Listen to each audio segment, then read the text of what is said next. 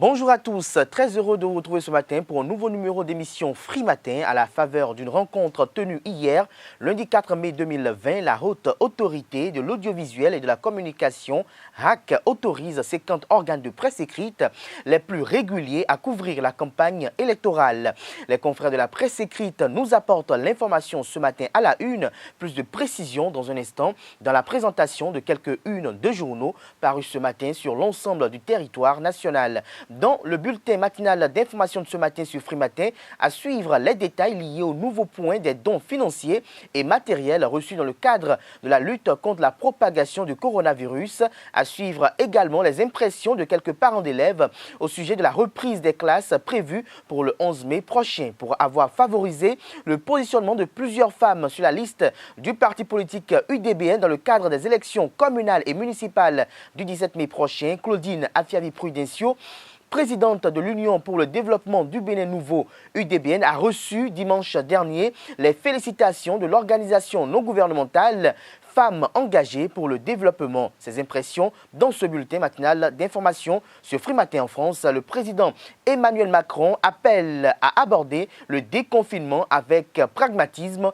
et bonne volonté. Dans le débat, Carles Kitomé et Claude Alofa opineront sur le déroulement de la campagne électorale en cours pour les élections communales et municipales prochaines et sur la décision de la HAC qui autorise 50 organes de presse écrite à couvrir la campagne électorale. Voilà pour le sommaire de cette émission. Chers amis internautes, merci de vous installer confortablement. On se retrouve dans un court instant pour la présentation de quelques-unes de journaux parus ce mardi sur l'ensemble du territoire national. Bonjour à nouveau chers amis internautes, nous démarrons ce matin comme il est de coutume tous les matins par la manchette de l'informateur qui a titré ce matin actualisation du fichier national des nominations des cadres. Le gouvernement lance une nouvelle sélection. À lire le communiqué de la ministre de la fonction publique et du travail dans les colonnes de l'apparition de ce matin de l'informateur, précisément à la page 4. Nous restons à la une de l'informateur de ce matin communal du 17 mai 2020. Georges Bada, la posture rassurante pour Aboumé Calavi, communique le confrère ce matin en deuxième titre à la une. Des précisions à la page 3 de sa parution de ce matin. L'oreille droite de la une de ce matin de l'informateur nous invite à découvrir dans les colonnes de sa parution de ce matin le journal École des étudiants en journalisme à l'École supérieure d'administration, d'économie, de journalisme et des métiers de l'audiovisuel ESAE. L'économiste en deuxième titre à la une ce matin, impact du Covid-19, la BCEAO au secours des institutions de microfinance. Des précisions à la page 9 de la parution de ce matin du quotidien L'économiste. Info Plus, harcèlement sexuel en milieu professionnel. Les jolis se déchaînent, la polémique enfle. Des précisions dans les colonnes de l'apparition de ce matin de Info Plus qui a titré ce matin en manchette communale de 2020, l'approche genre effective chez les FCBE. Des précisions dans les colonnes de l'apparition de ce matin du Canard. Matin libre à présent, Ayadji Emmanuel à propos du prochain maire de la ville de Cotonou, à Tropo, un des plus brillants acteurs de développement, a-t-il laissé entendre aux confrères. L'intégralité de son intervention vous est dévoilée à la page 4 de la parution de ce matin du quotidien Matin Libre. Matin Libre qui a titré ce matin en deuxième titre à la une, couverture médiatique des communales par la presse, cacophonie entre la HAC et le ministère de la Communication, fait observer le confrère. Des précisions et son argumentaire vous est dévoilé à la page 9 de sa parution de ce matin. Recours excessif au marché financier et forte participation du Bénin, les craintes de Komi Koutié vous sont dévoilées dans les colonnes de la parution de ce matin du quotidien Matin Libre. Le matinal à présent, affaire harcèlement sexuel dans la presse, une dénonciation légitime mais irresponsable selon le confrère. Les journalistes ne sont pas tous des prédateurs sexuels, rassure le matinal ce matin en manchette. Des précisions à la page 11 de sa parution de ce matin. Élection communale, la HAC élargit la campagne à la presse écrite, nous renseigne le deuxième titre à la une de le matinal de ce matin. Des précisions à la page 2 de sa parution du jour. Alain Enroula à propos des réformes au ministère de la Communication, le bilan est plus que satisfaisant. Des précisions aux pages 8 et 9 de la parution de ce matin de le matinal. Nous passons à présent au quotidien Le Béninois Libéré qui a titré ce matin en manchette entretien avec Emmanuel Ayadji de groupe de Eliors, groupe Sarl, Atropo fera rayonner Cotonou, a-t-il laissé entendre. L'intégralité de son intervention vous s'est dévoilée et publiée dans les colonnes de l'apparition de ce matin du quotidien Le Béninois Libéré. Du Béninois Libéré, nous restons toujours à la une de Le Béninois Libéré, j'allais dire, qui titre ce matin à la une bilan de la troisième mandature de la décentralisation au Bénin dans la commune de Parakou. Pourquoi Toko doit revenir vous est publié dans les colonnes de la parution de ce matin de Le Béninois Libéré. Le Béninois Libéré a toujours comme titre ce matin à la une, développement de la commune de Djougou, Malik Seibou Gomina, l'unique chance des précisions dans les colonnes de la parution de ce matin du quotidien Le Béninois Libéré. Nous passons à présent au quotidien La Nation qui titre en manchette ce matin 4 ans de diplomatie sur la rupture selon Aurélien Agbenossi. L'image du Bénin à l'étranger s'est améliorée. Des précisions aux pages 7, 8 et 9 de la parution de ce matin du quotidien de service public.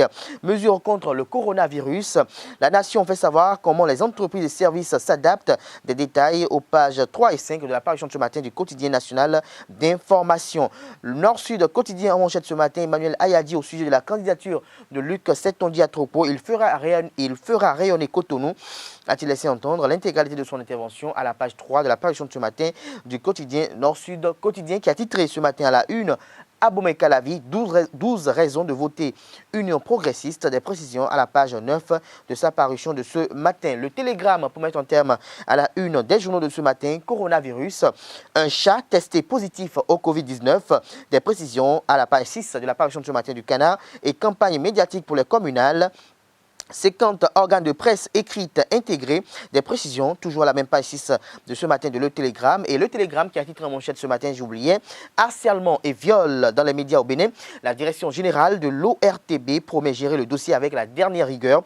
La publication de Angela Pedia et Saïd Belbénusela, des précisions à la page 7 de la parution de ce matin de Le Télégramme. Ce sera tout pour la présentation de quelques-unes de journaux parus ce matin sur l'ensemble du territoire national. Les quotidiens sont disponibles dans les kiosques au prix de 300 francs CFA. Ils sont également disponibles en ligne. Nous passons à présent au bulletin matinal d'information sur Free Matin. Le gouvernement du Bénin a fait samedi 2 mai dernier un nouveau point des dons financiers et matériels reçus dans le cadre de la lutte contre la propagation du coronavirus. Ainsi, à cette date, 1 887 786 807 francs CFA ont été mobilisés. Selon ce point actualisé toutes les semaines, un total de 219 958 817 francs CFA ont été collectés dans la période du 24 au 30 avril 2020. Le gouvernement a saisi l'occasion pour témoigner sa reconnaissance à tous les donateurs pour leur engagement humanitaire. Il faut préciser que ce point ne prend pas en compte les dons reçus des États, des institutions publiques et des institutions de coopération internationale. Claudine Afiavi-Prudencio, présidente de l'Union démocratique pour un Bénin nouveau UDBN, a reçu dimanche dernier les félicitations de l'organisation non gouvernementale Femmes engagées pour le développement pour avoir favorisé le positionnement de plusieurs femmes sur la liste de l'UDBN dans le cadre des élections municipales et communales du 17 mai prochain. Cette cérémonie a eu pour cadre le cabinet de Claudine Prudencio. À la fin de cette séance d'échange, la présidente de l'ONG FED, Raimat Idriss Moriba, rappelle les raisons du geste de son ONG. Elle s'exprime au micro de Carles Kitome. Nous sommes venus présenter nos vives félicitations à celle que nous appelons l'Amazone des temps modernes aujourd'hui, qui a pu tenir le pari de la déclaration de Beijing, qui demandait que les femmes devaient être représentées sur les listes électorales. Et Madame Claudine Prudencio, en visionnaire, en femme de conviction, a tenu ce pari. Et c'est cela que nous sommes venus saluer en qualité de membre de la société civile. Nous lui disons félicitations et nous encourageons toutes ces femmes qui ont été positionnées sur les listes de véritablement se battre sur le terrain pour affirmer ce leadership-là que nous appelons de tous nos voeux, parce qu'il faut qu'enfin qu'on donne les voix, qu'on donne le pouvoir aux femmes, le pouvoir décisionnel aux femmes. Et ce pouvoir-là ne peut pas venir si les femmes ne s'engagent pas en passant par le niveau communal. Et donc, c'est là encore que Mme Prudencio mérite nos vives félicitations. Sur les statistiques ont démontré que l'UDBN a eu plus de 90% des femmes sur ces listes. C'est un pari qui n'était pas forcément gagné.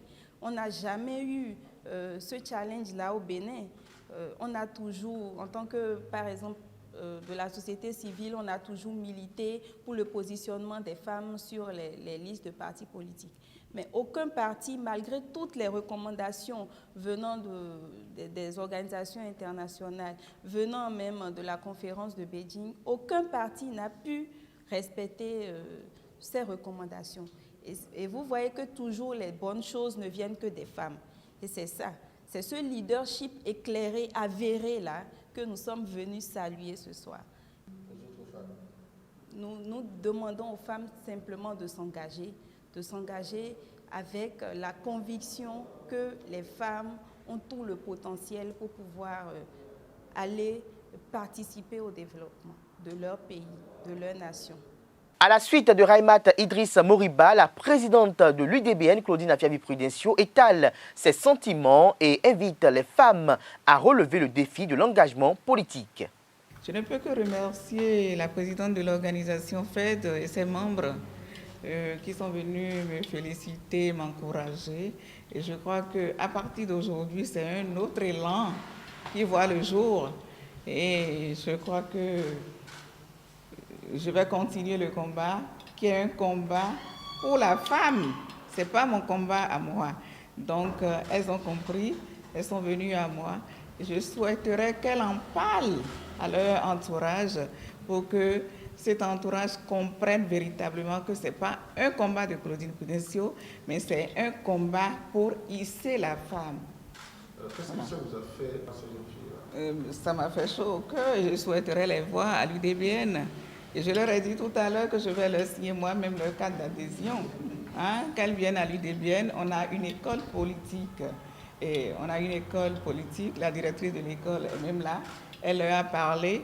Donc, qu'elles viennent, elles vont m'accompagner. Et nous allons continuer ce combat pour emmener assez de femmes au niveau décisionnel.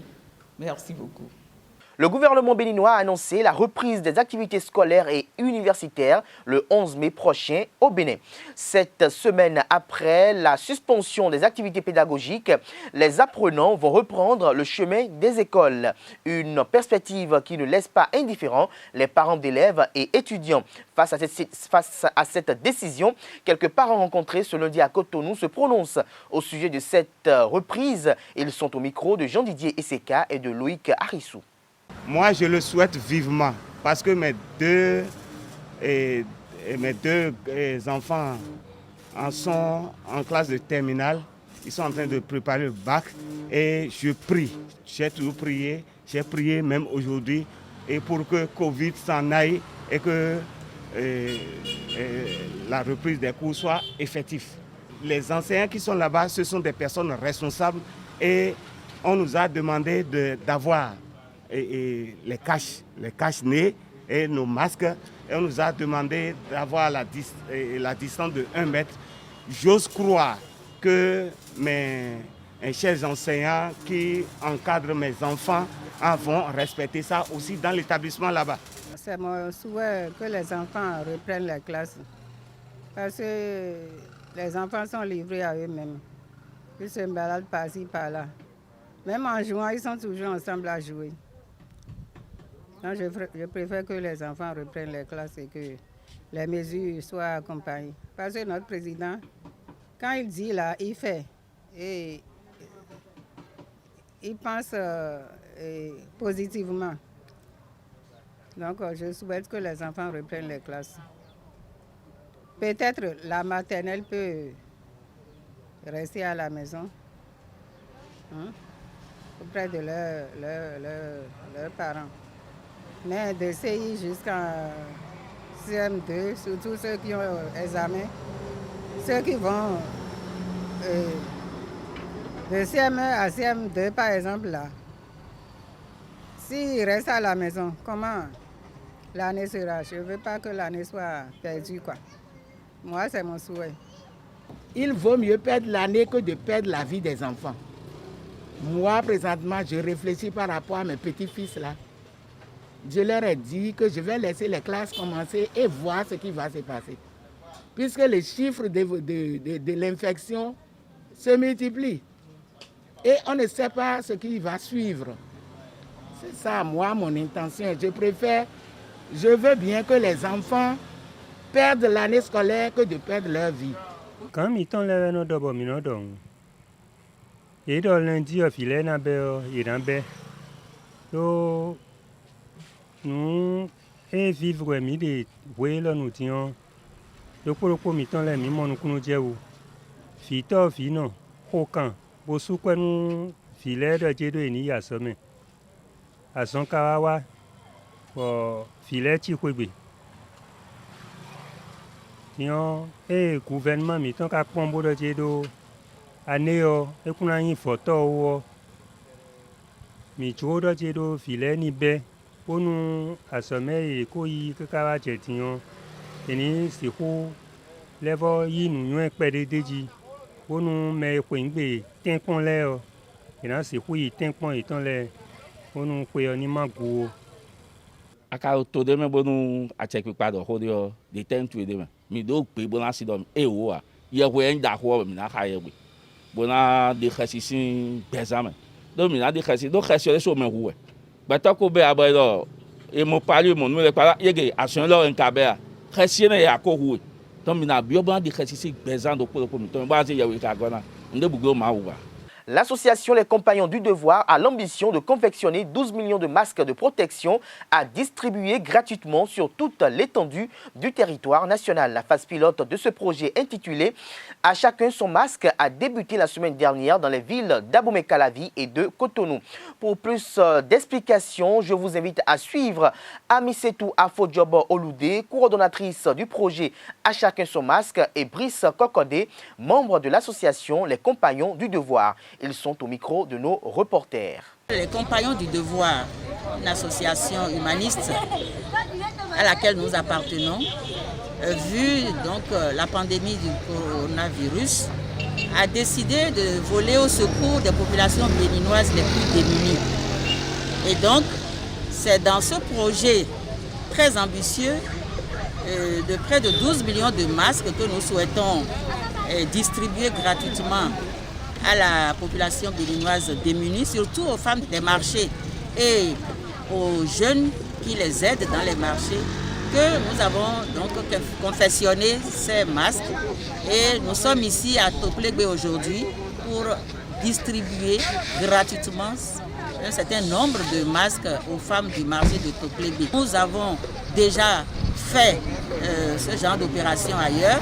Demain, nous allons continuer et notre ambition réellement est de couvrir le Bénin tout entier et progressivement vers les autres contrées du pays. Les Compagnons du Devoir ont pris l'engagement de confectionner des masques en tissu qui respectent les normes gouvernementales. Il faudrait que nos sœurs, nos mères, nos épouses puissent vraiment prendre les mesures adéquates. Et ces mesures, c'est quoi? C'est porter les masques que nous avons décidé de mettre à leur disposition. C'est de se laver régulièrement les mains, comme on l'a dit, à l'eau et au savon. Nous avons décidé de leur offrir ces masques qui sont quand même en tissu. Aux normes éditées. Voilà. Ces masques qu'elles peuvent utiliser toute la journée et les laver avec de l'eau tiède, du savon, désinfecter ça après et réutiliser. Enfin, c'est réutilisable. Or, ce qui est vendu à la pharmacie, elles ne peuvent pas. Prenez soin de ça, portez-le, ne le prenez pas, on ne le met pas comme ça. Non, non, on le prend, on le porte, on se protège le nez, la bouche et éviter le plus possible de le toucher au beau milieu. Si vous voulez l'enlever, faites ça comme ça. Vous les reportez, c'est très simple. On les reporte.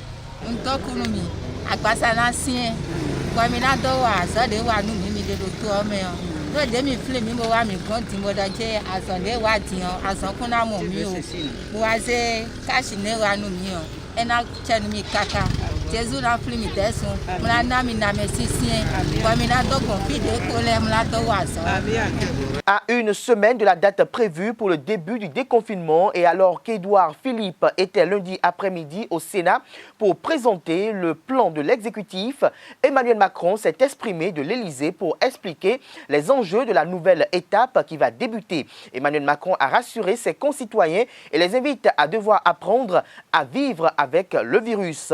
Le déconfinement, selon le chef de l'État français, ça n'est pas un retour à la normale, c'est une nouvelle étape qui suscite beaucoup de méfiance et de critiques, notamment de la part des maires à propos de l'organisation de la réouverture des écoles, mais dont Emmanuel Macron veut montrer qu'elle est sous contrôle en affirmant qu'il faut l'aborder avec organisation, méthode et calme. Ce sera tout pour ce bulletin matinal d'information de ce matin sur Free Matin. Merci pour l'attention, chers amis internautes. La grande édition du journal télévisé sur EZA Télévision est prévue pour 19h. Ce sera une présentation de Billy Laibi. Nous passons à présent au débat sur Free Matin où j'installe Carles Kitomé et Claude Alofa. Le débat sur Free Matin, Claude Alofa, bonjour. Bonjour. Vous êtes le directeur de publication du quotidien L'Informateur. Vous êtes face à Carles Kitomé comme tous les matins. Bonjour à vous. Bonjour. Journaliste à EZA Télévision, Claude Alofa. Vous êtes directeur de publication du quotidien d'information générale et d'analyse L'Informateur. La haute autorité de l'audiovisuel et de la communication RAC autorise 50 organes de presse écrite à couvrir la campagne électorale. Dites-nous, comment avez-vous accueilli cette information? Enfin, la RAC a fini par prendre la bonne décision. C'est vrai que la campagne était déjà couverte, mais exclure la grande partie, l'ancêtre de la presse de cette campagne électorale, ça aurait été vraiment un scandale, ça aurait été un crime. Alors je crois qu'avec l'appui et la pression, oui, la pression du patronat et de tout le monde, je crois que même les hommes politiques avaient besoin et attendaient bien sûr que cette presse écrite se mêle du jeu, parce que c'est elle qui, d'une certaine manière, anime de manière quotidienne. C'est vrai, nous sommes d'accord que la presse en ligne aussi fait son travail, la presse audiovisuelle également, et donc nous pouvons dire que c'est l'une des meilleures décisions. Maintenant, pourquoi maintenant? Pourquoi attendre jusqu'à maintenant? Je crois qu'il vaut mieux tard que jamais. Et nous pouvons remercier tous ceux qui sont intervenus là-dedans. Ce n'est pas parce que ça permet, outre mesure, à la presse écrite de gagner quelque chose. C'est vrai, la campagne est toujours payante, mais c'est parce que un journaliste ne pas participer à une campagne électorale pour un journaliste en exercice, c'est plutôt difficile. C'est plutôt difficile. Alors, Carles Kitomé, est-ce qu'à dire que le combat du CNPA a payé finalement? Oui, nous sommes en droit de dire que le combat du CNPA a payé, mais je pense qu'il n'aurait même pas dû y avoir combat. Je ne sais pas pourquoi il y a eu combat, parce que moi, je trouve que l'État de là, depuis quelques années, fait quand même des projections, planifie suffisamment les choses, et j'ai été surpris qu'il y ait cette décision et puis que quelques jours après, on revienne maintenant pour mettre les autres dedans, parce que tout cela nécessite des ressources. Donc je crois qu'il y a des réajustements également par endroit. Je crois qu'il y a eu un souci quelque part, ça n'a pas forcément bien fonctionné. Les présidents des institutions se sont vus, se sont entendus pour que les communales tiennent à bonne date, et en prenant les décisions en ce qui concerne la couverture et la campagne exclusivement médiatique, je pense qu'il y a un pan qui a été oublié, parce que si ce pan n'avait pas été oublié, tout aurait été fait, même des négociations avec le CNPA, tout aurait pu être fait à ce moment et trouver vraiment le terrain d'entente. Mais maintenant, si nous attendons, la campagne a démarré depuis 4 jours déjà, et c'est au 5e jour, et c'est au 4e jour qu'on décide que 50 vont y venir, alors que la campagne fait 15 jours. Vous voyez un peu ce que ça fait déjà un peu désordre à mon avis.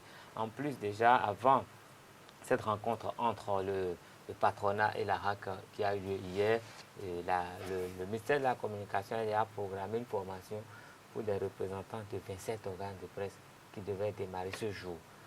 S'il y a une formation de ce genre qui doit démarrer, et que ces 27 organes n'étaient pris en compte dans aucune des listes, ne sont pas des organes qui étaient programmée pour couvrir la campagne électorale. Donc, ça veut dire que le ministère de la Communication a fait sa programmation et qui n'est pas forcément en adéquation avec il y a une cacophonie en quelque sorte entre la RAC et les le ministère de la dispositions qui étaient en vigueur jusqu'à cette date.